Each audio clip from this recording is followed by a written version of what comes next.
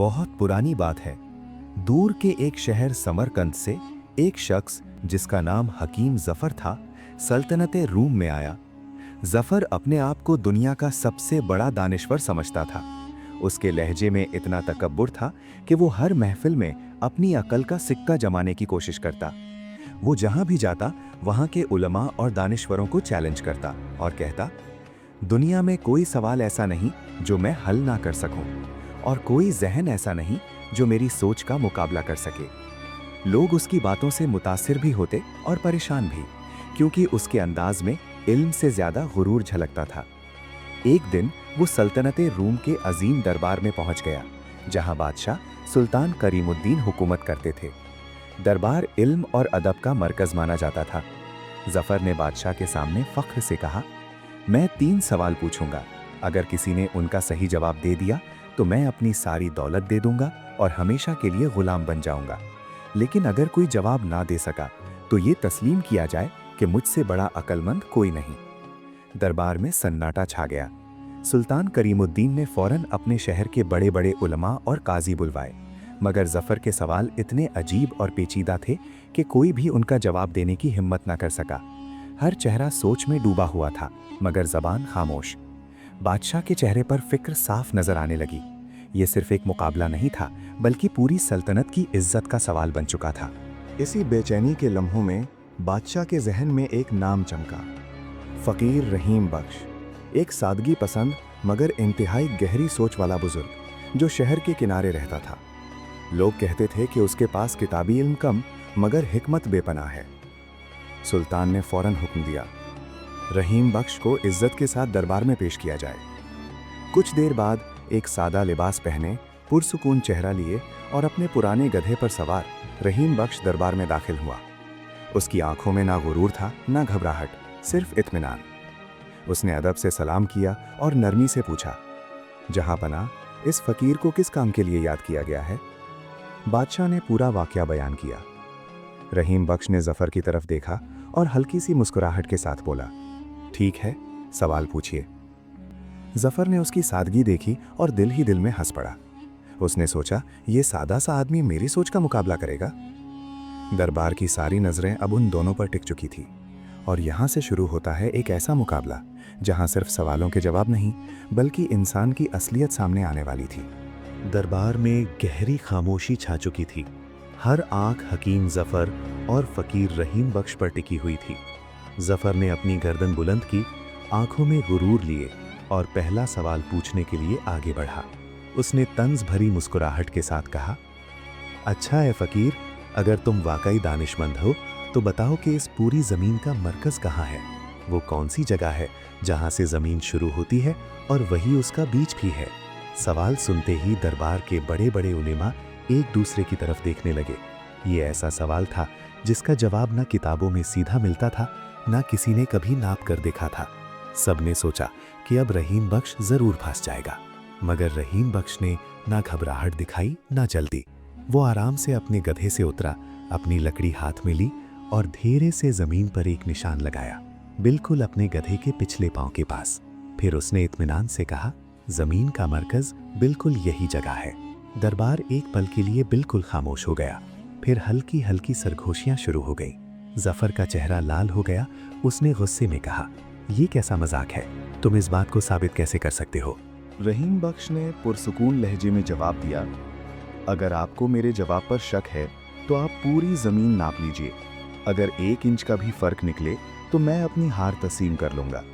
ये सुनते ही जफर एकदम खामोश हो गया, क्योंकि ना उसके पास जमीन नापने का कोई तरीका था और ना ही उसके पास इस बात को झुटलाने का कोई दलील। दरबार में हल्की सी हंसी की लहर दौड़ गई। बादशाह सुल्तान करीमुद्दीन के चेहरे पर भी मुस्कुराहट आ गई, मगर जफर के अंदर गुरूर अभी जिंदा था। उसने सोचा, ये सिर्फ इत्तेफाक था, अगला सवाल इसे जरूर शर्मिंदा करेगा।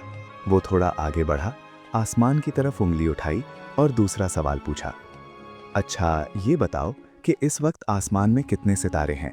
याद रखना, जवाब बिल्कुल ठीक होना चाहिए। दरबार में दोबारा सन्नाटा छा गया। लोग एक दूसरे की तरफ देखने लगे, क्योंकि ये सवाल तो पहले से भी ज्यादा नामुमकिन था। मगर रहीम बख्श ने सिर्फ आसमान की तरफ देखा, फिर अपने गधे की तरफ नजर डाली और मुस्कुराया। लगता था कि जवाब फिर से सबको हैरान करने वाला है। दरबार की फिजा एक बार फिर गहरी खामोशी में डूब चुकी थी। सबकी नज़रें फ़कीर रहीम बख्श पर टिकी हुई थी कि अब वो इस नामुमकिन सवाल का क्या जवाब देंगे। रहीम बख्श ने चंद लम्हों के लिए आसमान की तरफ देखा, जैसे गहरी सोच में डूब गए हों। फिर अपने गधे के करीब जाकर उसके जिस्म पर हाथ फेरा और पुरत्मिनान लहजे में बोले, मेरे अजीज़ दोस्त, आसमान में उतने ही सितारे हैं जितने मेरे इस गधे के जिस्म पर बाल हैं, ना एक ज़्यादा ना एक कम। ये जवाब सुनते ही दरबार में हल्की सी हलचल मच गई। कुछ लोग हैरान थे, कुछ मुस्कुराने लगे। हकीम जफ़र का चेहरा गुस्से से तपने लगा। उसने तेज़ आवाज़ में कहा, ये तुम क्या बेहुदा बात कर रहे हो? इसका क्या सबूत है कि तुम्हारा जवाब सही है? रहीम बख्श ने उसकी आंखों में देखते हुए नरमी से कहा, सबूत बिल्कुल सीधा है। अगर आप चाहें तो गधे के बाल गिन लीजिए और मैं आसमान के सितारे गिन लेता हूँ। अगर एक भी बाल कम या ज़्यादा निकला तो मैं अपनी हार तस्लीम कर लूँगा। ये सुनते ही पूरा दरबार कहकहों से गूंज उठा। जफ़र के पास न सितारे गिनने का कोई तरीका था, न गधे के बाल गिनने का सब्र। उसका गुरूर धीरे धीरे टूटने लगा, लेकिन अब भी उसने अपनी जिद नहीं छोड़ी। उसने सोचा, अब आखिरी सवाल ही इस फ़कीर को हरा सकता है, ऐसा सवाल जो इसके बिल्कुल सामने हो, जिसका जवाब देना नामुमकिन हो। जफ़र धीरे से आगे बढ़ा। इस बार उसकी आवाज़ में गुरूर के साथ साथ बेचैनी भी थी। उसने अपनी मुट्ठी बंद की, फिर रहीम बख्श के गधे की तरफ इशारा करते हुए कहा, अब मेरा तीसरा और आखिरी सवाल सुनो। अगर तुम वाकई अक्लमंद हो तो बताओ कि तुम्हारे इस गधे की दुम में कितने बाल हैं? दरबार एकदम बिल्कुल खामोश हो गया। सब ने सोचा अब क्या होगा, क्योंकि ये सवाल ना सिर्फ मुश्किल था बल्कि फ़ौरन जवाब तलब करता था। मगर रहीम बख्श के चेहरे पर अब भी वही सुकून भरी मुस्कुराहट थी। लगता था कि उसके पास इस सवाल का जवाब भी तैयार है, और शायद ये जवाब सबसे ज़्यादा गहरा होने वाला था। दरबार में गहरा सन्नाटा था। हर शख्स बेचैन था कि अब फ़कीर रहीम बख्श क्या जवाब देंगे, मगर उनके चेहरे पर वही पुरसुकून मुस्कुराहट थी, जैसे उन्हें हर सवाल का राज पहले से मालूम हो। रहीम बख्श ने बगैर देर किए जवाब दिया, मेरे दोस्त, मेरे गधे की दुम में उतने ही बाल हैं जितने तुम्हारी दाढ़ी में है, ना एक ज्यादा न एक कम। ये सुनते ही हकीम जफर झटके से पीछे हटा। उसने गुस्से और हैरानी के साथ कहा, यह कैसे मुमकिन है? तुम इस बात को साबित कैसे करोगे? रहीम बख्श ने आगे बढ़कर नरमी से कहा, सबूत बिल्कुल आसान है। आइए एक एक बाल आपकी दाढ़ी से निकालते हैं और एक एक बाल मेरे गधे की दुम से। जब दोनों खत्म हो जाएं, तो हम जान लेंगे कि किसके बाल ज्यादा थे। ये सुनते ही जफर का रंग उड़ गया। उसने फौरन अपनी दाढ़ी को हाथ लगाया, जैसे उसे महफूज करना चाहता हो। दरबार में जोरदार कहकहे गूंज उठे। अब हर किसी को समझ आ गया था कि जफर अपनी ही बातों के जाल में फंस चुका है। आखिरकार उसका गुरूर टूट गया। उसने झुकी हुई नजरों के साथ कहा, मैं अपनी शिकस्त तस्लीम करता हूं।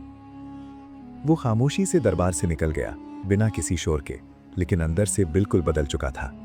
सुल्तान करीमुद्दीन अपने तख्त से उतरे और रहीम बख्श के पास आए। उन्होंने हैरानी से पूछा, तुमने उसे ऐसे जवाब दिए जो किसी किताब में नहीं मिलते? क्या तुम्हें वाकई इन सब चीजों का इल्म था? रहीम बख्श हल्की सी मुस्कुराहट के साथ बोले, जहां पना, इल्म सिर्फ जवाब देने का नाम नहीं, बल्कि सवाल को समझने का हुनर है। वो शख्स इल्म के गुरूर में अंधा हो चुका था। उसे लगता था कि हर चीज को नापना और गिन लेना ही अक्लमंदी है, मगर असल दानाई ये है कि इंसान अपनी हद पहचाने। फिर उन्होंने धीमी आवाज में कहा, जब इल्म के साथ अज्जी ना हो तो वो रोशनी नहीं रहता, बल्कि अंधेरा बन जाता है। बादशाह उनकी बात सुनकर गहरी सोच में डूब गए। उन्होंने खुशी से रहीम बख्श को इनाम दिया, लेकिन रहीम बख्श ने सिर्फ मुस्कुराकर शुक्रिया अदा किया और अपने पुराने गधे पर सवार होकर वापस अपनी सादगी भरी जिंदगी की तरफ चल दिए। शहर भर में ये वाकया फैल गया। लोग कहने लगे, असली अक्लमंद वो नहीं जो दूसरों को हरा दे, बल्कि वो है जो हकीकत का आईना दिखा दे। सबक, इंसान की सबसे बड़ी कमजोरी उसका गुरूर है, खासकर जब वो इल्म पर फख्र करे। हकीकी दानाई ये नहीं कि हम हर सवाल का जवाब दें, बल्कि ये है कि हम समझ सकें कि हर चीज़ को नापना, तोलना और साबित करना मुमकिन नहीं होता। जो शख्स अपनी अक्ल को सबसे ऊपर समझता है, वो असल में अपनी जहालत को छुपा रहा होता है, और जो अपनी हद को पहचान लेता है, वही असल में हिकमत का दरवाज़ा खोलता है। दोस्तों, उम्मीद है आज का ये किस्सा आपको पसंद आया होगा। और इससे कोई ना कोई सबक जरूर मिला होगा। अगर आपको ऐसी ही दिलचस्प और सबक आमोज कहानियां पसंद हैं तो किस्सा घराना को सब्सक्राइब करना मत भूलिए। वीडियो को लाइक करें, अपने दोस्तों के साथ शेयर करें और कमेंट में जरूर बताएं कि आप अगला किस्सा किस बारे में सुनना चाहते हैं। मिलते हैं जल्द ही एक नए किस्से और नए सबक के साथ। अल्लाह हाफिज।